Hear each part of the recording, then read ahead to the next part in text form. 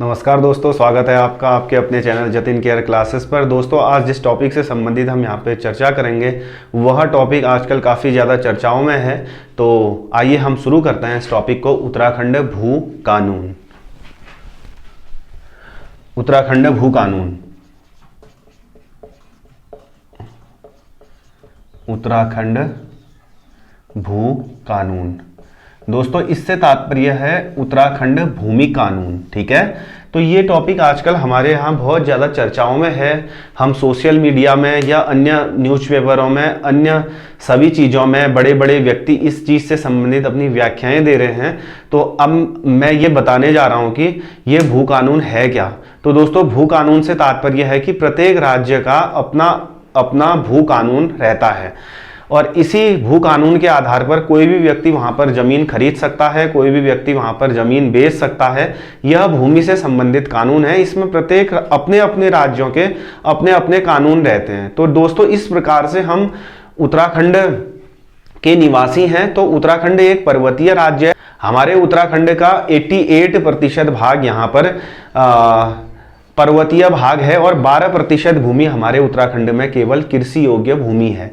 तो दोस्तों, इस प्रकार से जब हमारा उत्तराखंड यहाँ पर बना था, हमारा उत्तराखंड अस्तित्व में आया था 9 नवंबर सन 2000 को। और इसी प्रकार से दोस्तों, सन 2002 में हमारी राज्य सरकार ने, अर्थात हमारी सरकार ने भूमि से संबंधित एक कानून पारित किया था, जिस कानून के तहत राज्य या दूसरे राज्य का व्यक्ति हमारे राज्य में केवल 500 वर्ग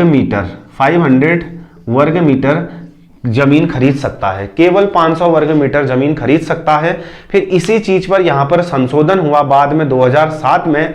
मेजर जनरल भुवन चंद्र खंडूरी हमारे उत्तराखंड के मुख्यमंत्री थे 2007 में। इन्होंने यहाँ पे इस व्यवस्था को कम कर दिया था। इन्होंने यहाँ पे 250 वर्ग मीटर ही जमीन हमारे राज्य में कोई व्यक्ति खरीद सकता है करके यहाँ पे इन्होंने अपना एक विधेयक लाए थे। तो दोस्तों, अभी था क्या कि 6 अक्टूबर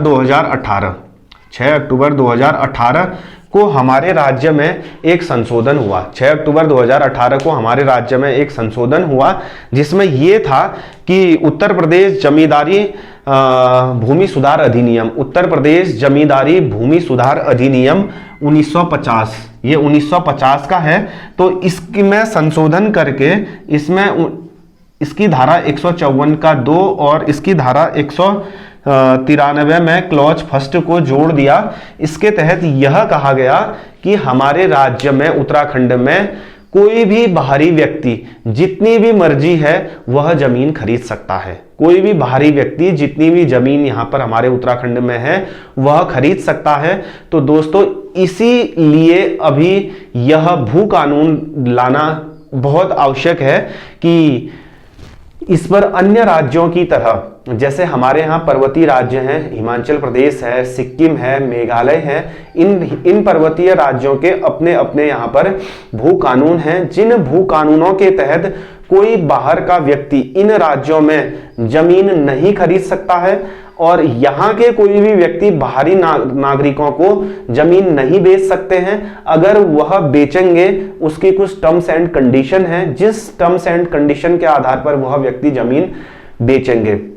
तो दोस्तों, इसी तर्ज पर हमारा पड़ोसी राज्य है हिमाचल प्रदेश। हमारा पड़ोसी राज्य है हिमाचल प्रदेश। और हिमाचल प्रदेश दोस्तों 1971, हिमाचल प्रदेश 1971 में अस्तित्व में आया था। हिमाचल प्रदेश एक पर्वतीय राज्य है और उस समय इस राज्य की अर्थव्यवस्था ज्यादा अच्छी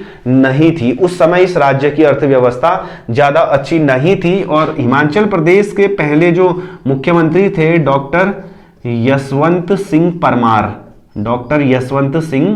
परमार, इन्होंने इसी चीज को देखते हुए कि जैसे यहाँ पे उस समय हिमाचल प्रदेश में क्या था, काफी लोग बेरोजगार थे, नया नया राज्य बना था, उन लोगों के पास अपनी भूमि थी। तो इनके मस्तिष्क में एक विचार आया, तो इस विचार को इन्होंने कानून में बदला था। यह विचार यह था कि अगर हम भूमि से संबंधित कोई कानून बनाते हैं तो राज्य में जो भी अनएम्प्लॉय लोग हैं, राज्य में जो भी अन्य लोग हैं जिनके पास पैसे का अभाव है, वह लोग यहाँ पे अपनी जमीन को नहीं बेच सकते हैं। तो इस प्रकार से यहाँ पे 1972 में 1972 भू कानून की धारा 1972 भू कानून की धारा 118 इन्होंने लागू करी थी हिमाचल प्रदेश ने, और यहाँ यह कानून बना था जिस कानून के तहत हिमाचल प्रदेश के नागरिक अपनी कृषि भूमि को नहीं बेच सकते हैं। ठीक है, हिमाचल प्रदेश के नागरिक अपनी कृषि भूमि को नहीं बेच सकते हैं। अगर वह अपनी कृषि भूमि को बेचेंगे तो इसी पर्पज से बेचेंगे कि वह कृषि के माध्यम से ही अपनी कृषि भूमि को बेचेंगे, और ना ही किसी अन्य बिजनेस पर्पज से या किसी दूसरे पर्पज से या इंडस्ट्री लगाने के पर्पज से ऐसे वो लोग नहीं बेच सकते हैं। तो इसी तर्ज पर हमारे उत्तराखंड के लोग भी यही कानून की, इसी प्रकार के किसी कानून की मांग सरकार के सम्मुख कर रहे हैं। हालांकि वर्तमान में हमारे राज्य में भाजपा की सरकार है और 2018 में त्रिवेंद्र सिंह रावत हमारे उत्तराखंड के मुख्यमंत्री थे। 6 अक्टूबर 2018 को इन्होंने ही ऐसा भू कानून पारित किया था, जो उत्तर प्रदेश भूमि कानून व्यवस्था थी जो 1950 की थी। इसमें इन्होंने अनुच्छेद 154 का क्लॉज 2 ऐड किया, इसी की धारा 193 में क्लॉज 1 ऐड किया, जिसके तहत कोई भी बाहरी व्यक्ति हमारे राज्य में कितनी ही जमीन खरीद सकता है। आपने देखा होगा दोस्तों कि जैसे हमारा जो राज्य है, हमारा राज्य यहाँ पे काफी प्राकृतिक सुख सुविधाएं हैं, तो इसलिए यहाँ पे कोई भी बाहरी व्यक्ति आकर हमारे राज्य में काफ़ी जंगलों को खरीद सकते हैं, काफ़ी बड़ी प्लेटोस पठारों को खरीद सकते हैं, बुग्यालों को खरीद सकते हैं, लैंड, झरने, इन सभी चीज़ों को खरीद सकते हैं। तो यह एक प्रकार से किसी राज्य के लिए एक अच्छी व्यवस्था नहीं है। अच्छी व्यवस्था क्यों नहीं है दोस्तों? देखिए, आज की डेट में हम उत्तराखंड में कितनी चीज़ों को फेस करते हैं। हम उत्तराखंड के मूल नागरिक हैं। अगर यहाँ पर कोई व्यक्ति अपनी जमीन खरीदते हैं, यहाँ पर कोई व्यक्ति अपना किसी प्रकार से स्थायी निवास बनाते हैं, तो वह भी कुछ समय के पश्चात उत्तराखंड के स्थायी निवासी हो जाएंगे। फिर जो भी हमारे यहाँ की सुख सुविधाएं या भौतिक चीज़ें, सरकार की ओर से कोई फायदा मिल रहा है, हम लोग जैसे कोई फॉर्म फिल करते हैं या आवेदन किन्हीं चीज़ों पर करते हैं, तो वहाँ पे कॉम्पिटिशन ऑब्वियसली ज़्यादा बढ़ेगा। ये तो एक एग्जाम्पल है। और इसी चीज में क्या होगा ना दोस्तों, हम अपनी संस्कृति को एक समय खो देंगे, हम अपने कल्चर को एक समय खो देंगे। हम हमारी जो चीजें कहते हैं कि हमने सुरक्षित रखनी चाहिए, हमारे पूर्वजों से रिलेटेड चीजें जो हमने सुरक्षित रखी, आने वाली जनरेशन के लिए सुरक्षित, और हमारी बोली है, हमारी भाषाएं हैं, इन चीजों को हम सुरक्षित नहीं रख सकते। इस प्रकार से यदि यहाँ पे भारी लोगों का आगमन होता है, अधिक से अधिक मात्रा में भारी लोग यहाँ पर आते हैं, तो यहाँ पे वो अपनी सभ्यता, अपना कल्चर, अपनी बोली, अपने रीति रिवाजों को यहाँ पर लाएंगे, तो जिससे हमारी संस्कृति, हमारी सभ्यता, हमारे जो भी अन्य चीजें हैं, यह दोस्तों क्या होंगी, एक प्रकार से समाप्ति की ओर अग्रसर होंगी। तो इसलिए वर्तमान में समस्त लोग या समस्त उत्तराखंड की जनता, बड़े बड़े सेलिब्रिटी इसलिए मांग कर रहे हैं, उत्तराखंड मांगे अपना भू कानून। तो दोस्तों, इस प्रकार से हमें इस भू कानून के लिए कुछ ना कुछ